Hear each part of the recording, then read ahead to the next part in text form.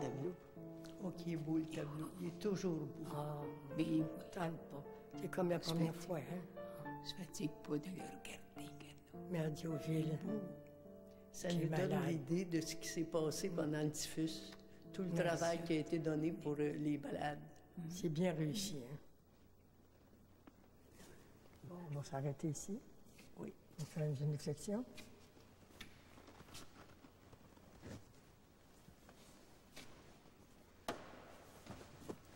Au début du sanctuaire, là, il y a des cœurs des deux côtés. Oui. Puis Mère Gamelin, pendant le typhus, était venue faire un pèlerinage ici. Ouais. Puis pour demander la guérison des sœurs, parce qu'il y avait la moitié des sœurs qui avaient attrapé le typhus, elle a donné 2 cœurs avec le nom des sœurs de la communauté dans les cœurs.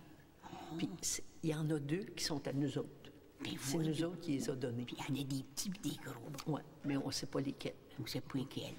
On dit, ben vois-tu, moi ça m'a jamais été expliqué. Ben qu'est-ce que tu veux, des fois, ça peut être tellement longtemps.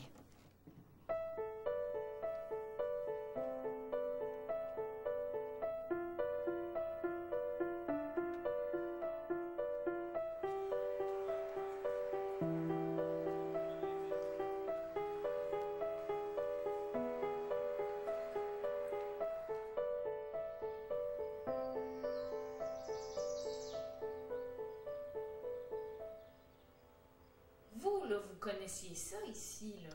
Ah ben oui, mais je suis amenée élève, moi, ici, élève, parce que j'avais une cousine qui était ici, Joseph Stanislas, c'était une sœur de la Providence. En tout cas, j'avais 15 ans, 15-16 ans.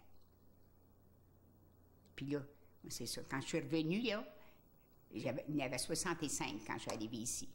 J'avais 65 ans. Tu sais, les gens aimaient tellement les sœurs ici, c'est frappant. Puis encore, là, ils appellent ça le vieux couvent ici. On est allé au vieux couvent. Colombe, vous êtes la dernière sœur ici? Vous êtes la dernière, qu'est-ce que tu veux? On n'a presque pas de mots pour dire ça. Moi, je pense à ça souvent. Mais je suis la dernière, puis là, comment ça se fait que c'est moi? Bonjour, la belle Madame Fortin. Bonsoir. J'avais assez hâte de venir vous voir, là. J'ai encore un petit peu à faire, mais 88 ans bientôt. J'ai la moitié de ma vie de passée. Prions le Sacré-Cœur, c'est la source féconde qui répand sur le monde la paix et le bonheur. Prions... Quelqu'un en phase terminale, c'est vraiment, vraiment important pour vous d'être là. Hein? Vous ne voulez pas en manquer un? Ben non, c'est bien que je... Hey, puis j'en manque pas souvent, à moins que... Je te le dis. Je te dis que c'est providentiel, là, moi. Ô Jésus, doux et humble de cœur, rendez mon cœur.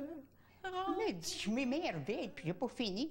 Je dis au Seigneur, donne-moi donc la santé que je vive, moi, puis d'abord, je veux pas mourir subitement. Je dis au Seigneur, moi, je veux pas mourir subitement, moi.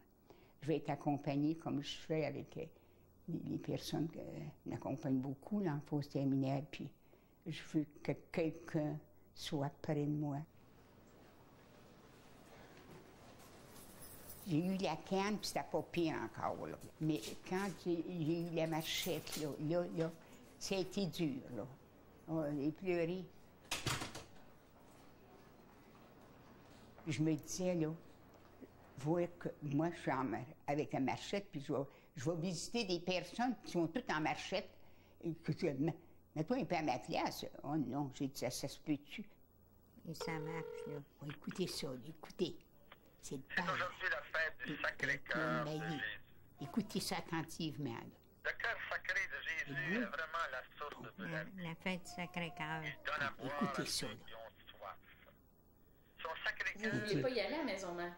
Oui, quand tu auras le temps. Puis tout installé comme elles sont, là, tout bien arrangé.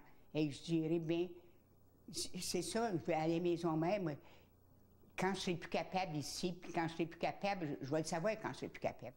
Au nom du Père et du Fils et du Saint-Esprit, vous confie la tendresse maternelle de Marie. Amen. Et je vous confie à la tendresse maternelle de Marie. C'est beau. Vous avez goûté ça dans votre cœur, hein? Ah oui, oui. Être nommé aujourd'hui ou demain à la maison mère, admettons. Moi, je m'offrirais, sais-tu pourquoi? Je m'offrirais pour les sœurs qui sont en fausse terminale. Je m'offrirais tout de suite en arrivant, je dirais, moi, ça va être mon ministère, je vais le continuer. Certaines mères qui arriveraient, là, ben, elle voit tout, là, d'ailleurs. Puis, mon Dieu, je serais contente de ses filles.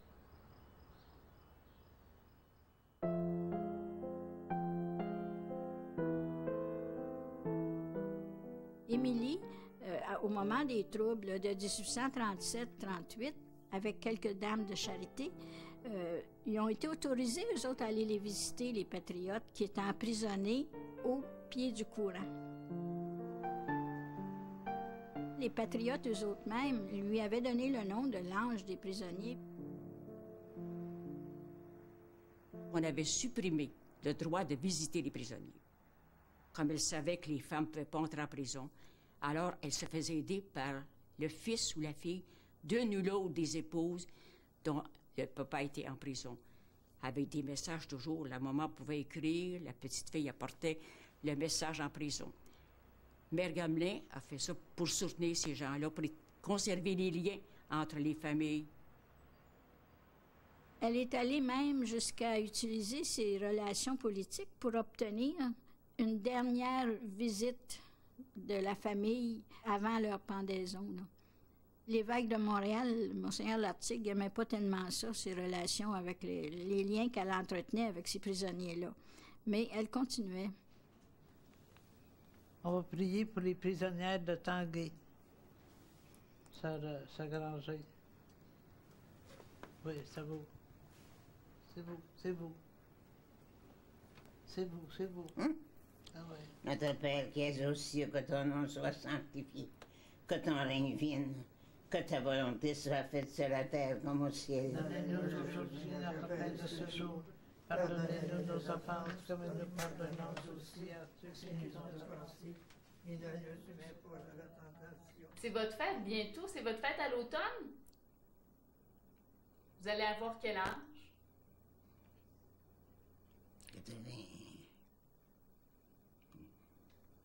97. Non? Un chiffre plus important que ça. 99. 100. 102. 100. 100. Vous allez avoir 100 ans cet automne. Qui vous a dit ça? C'est vous. Les sœurs vont vous fêter? Je n'avais pas 100 ans. Oui.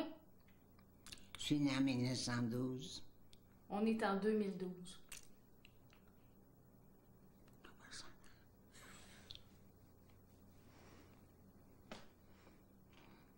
C'est vieux, ça, 100 ans?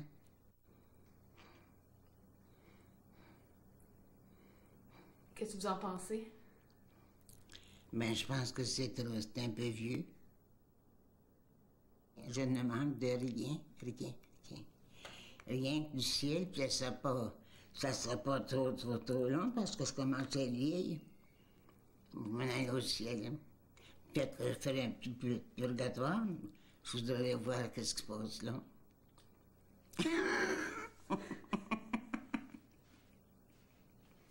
Qu'est-ce qui se passe au purgatoire? Je vais aller voir ça.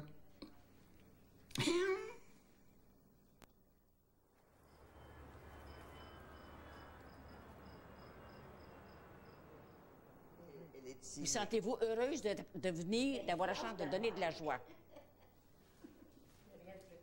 Bonjour! Ben oui. Oui. Oh! Qu'est-ce que Je suis contente. Je suis contente. J'ai un visage. Oh, je suis contente, c'est beau. On se sent. Ben oui, vous êtes dans mes prières toutes les soirs. On chasse, vous êtes. Mais oui. On chasse. Je suis assez contente. Mais oui. Oh, ça va bien? Très bien. Moi aussi. Ça va bien? Oui. Vous êtes encouragée, là? Oui. Bon. La sortie s'en vient bientôt. Bon. Puis, quand elle ne sait pas quand. j'étais en train de vous écrire, justement. Oui? Oui. Oh, mon Dieu. Vous allez le recevoir bientôt. Oh. J'ai tous les beaux lettres à demander. Oui? J'ai tout lu sur mon Dieu, comme ça me semble. Je trouve qu'on a des points qu'on Donc, je les ai toutes gardées, puis Ah, c'est encourageant. c'est encourageant. On a besoin de ça ici. Oh, je suis content. Ouais. Oh, je suis tellement contente d'avoir un visage. Oui, hein? Oh, oui. Comment C'est magique. Ouais, j'ai votre carte là, sur mon mur, là, puis je lis de temps en temps que si vous avez écrit. C'est le fun aussi, vous m'avez réécrit une deuxième fois. Là. Ouais, vous dites que vous pensez à moi tous les jours, vous priez. Ah oui, c'est vrai. Ça, c'est vrai. De toute façon, quand tu fais des crimes, faut que tu payes. Alors, faut regarder les deux côtés de la médaille. Moi, je pense ça de même. Ça va bien aller. Ah, je sais que ça va bien aller. Confiance. On va sortir d'ici, puis ça va changer. Oui, oui, oui. Oui. Maintenant qu'on s'est vu, là, quand on va prier, on va être unis. Unis plus par la prière. Oui. Oui, parce que là, on va savoir pour qui. Hein, pour qui je vais voir ta figure, puis tu vas voir la mienne. On va être ensemble. C'est vrai que c'est vrai. Hein? On va être ensemble. Je pense pas que c'est pas beau de voir ça. Hein? Les voix sont toutes contentes. Ben oui, ben, je pense bien, c'est bien. C'est pour eux autres qu'on fait ça. Oui, oui. Puis je voulais savoir, je peux-tu aller vous voir, mec? Bien sûr, bien sûr. C'est ça, je voulais aller vous rendre visite. Mon grand plaisir, ça va être ça. Ah, OK. Bon, ben mon Dieu, je suis contente. Merci. Oh, fière. De tout mon cœur. Oh, on est chanceuse. Hein? Oui.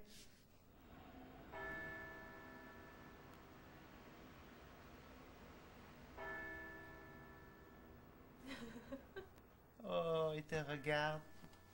Hein? C'est ta mamie. C'est ta mamie. Hein? Dans un an, tu vas parler. Dans un an, tu vas parler. Au moins, à chaque mois, minimum une fois que j'aille te voir, puis je le marque parce que je sais que tu m'as déjà dit que ça fait 6 mois alors qu'il y a 2 semaines que j'ai été te voir.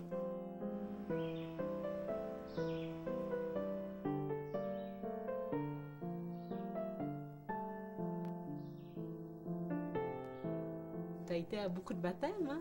Ben, j'ai été moraine 13 fois. J'ai 13 baptêmes.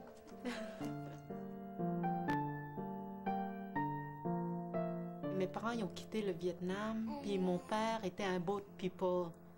C'est quelqu'un qui s'est enfui du Vietnam avec un petit chaloupe, un petit bateau, là, puis il a pris le risque pareil. Ah, c'est bien posé. Elle aussi, c'est ma filleule. Ah oui? J'ai été sa filleule au baptême, puis j'ai été son témoin au mariage. Ah oui? Wow! Mes parents me rappellent toujours qu'on est vraiment reconnaissant envers toi, ma reine.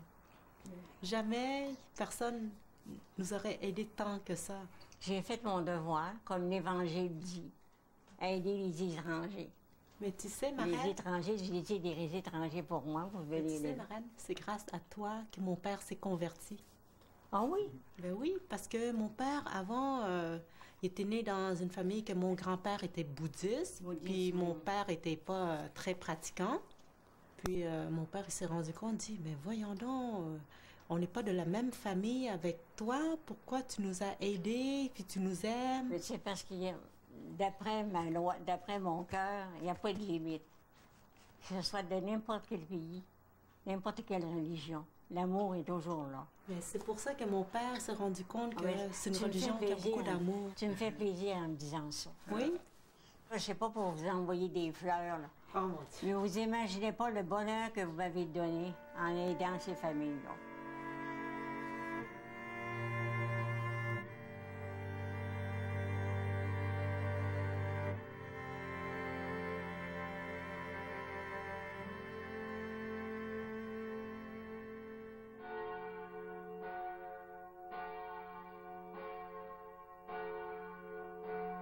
Elle apportait de l'aide aux pauvres. Et à partir de ce moment-là, on a dit, vous êtes une providence. Et c'est comme ça qu'on a reçu le nom de Sœur de la Providence. Alors, les commandeuses, ça n'a pas duré longtemps. Mais Sœur de la Providence, puis notre nom officiel, c'était Fille de la Charité, servante des pauvres. Mais les gens ne nous ont jamais appelés comme ça. Et finalement, notre nom officiel est devenu Congrégation des Sœurs de la Providence. Nous sommes invités à vivre un moment de rencontre qui nous remplit de joie et je dirais d'espérance. Un événement très spécial et peut-être un peu émotionnel pour les personnes les plus concernées, soit Maria et Nagua. Mais pour nous aussi, on peut se demander quand était la dernière fois que nous avons assisté à une entrée au pré-noviciat.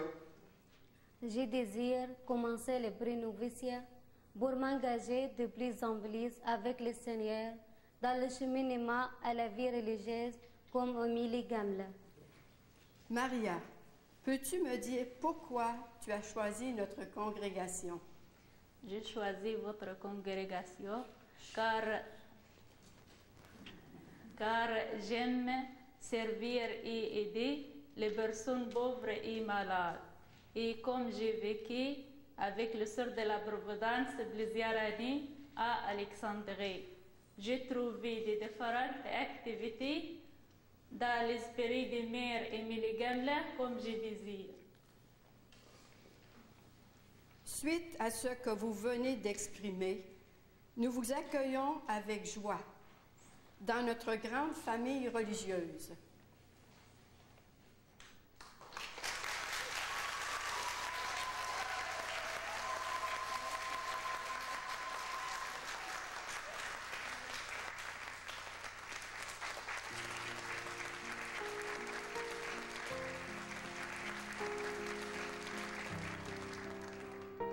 It is the end of religious life in many places, and certainly here in Quebec, as we lived it for many, many years, which we call institutionalized religious life. That has come to an end in North America.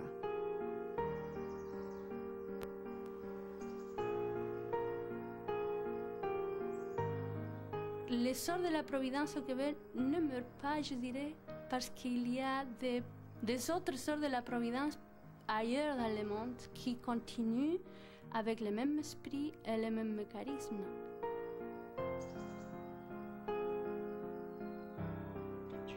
Pour moi, on n'oubliera pas, il y a quelque chose de plus grand que nous qui reste. Amen.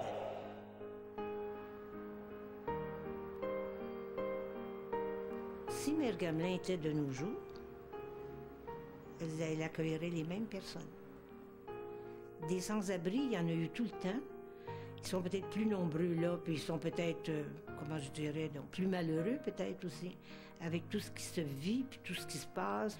Alors Mère Gamelin serait là pour les accueillir, la même chose qu'elle accueillait les gens de 1843.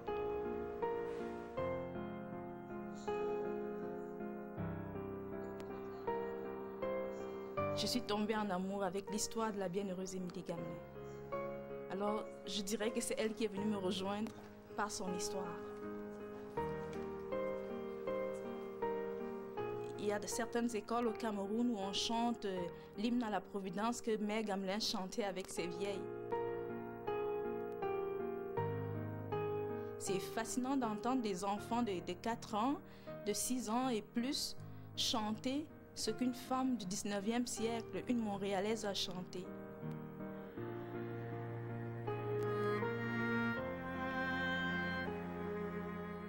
Voilà, c'était Zone Doc. On vous dit maintenant à la prochaine.